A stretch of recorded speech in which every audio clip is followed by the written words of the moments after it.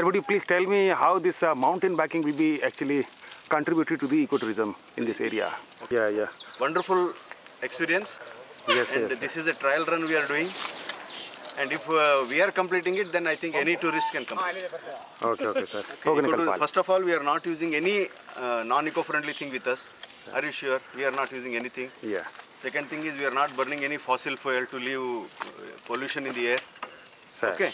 And another thing is that on the way, it's not just mad bicycling to reach the end. On the way, we have sighted Indian grey hornbill, Rufus treepi. We have seen this one flame-backed woodpecker. Yeah. Then we have seen the seven sisters, the birds in group. Then we have seen the babblers. You can also hear the chirping sound of babblers. Yeah. So this you can see. This is the Cissus quadrangularis, which is used in all bone-related problems.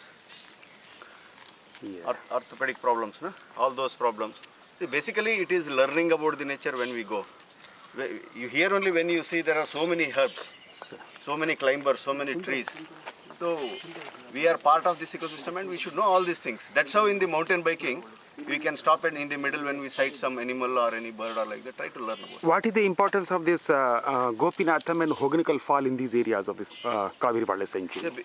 How many people know about the existence of this sanctuary? How many people they know why this sanctuary has been established? What is the beauty of this sanctuary? Why should we preserve this? So these are our natural resources which we need to protect. And it is not only we, forest officer, who should know it, but each and every citizen of this country should know. And it's our bonded duty to make each and every citizen know about this, learn, develop affection for the nature. And this Hoganikal, this cross-border Tamil Nadu area, people are actually very much trying to actually develop these areas of Hoganikal Fall. So in terms of ecotourism. See, basically, I have gone to that part of the state also. What I have seen there is it is not part of any sanctuary or reserve forest. So what they have developed is actually for mass tourism. It is not for ecotourism.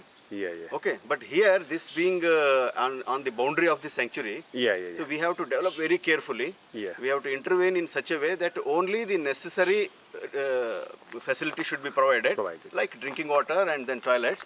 All other things should be purely on eco-friendly basis. It is Cissus quadrangularis, used for all bone-related things.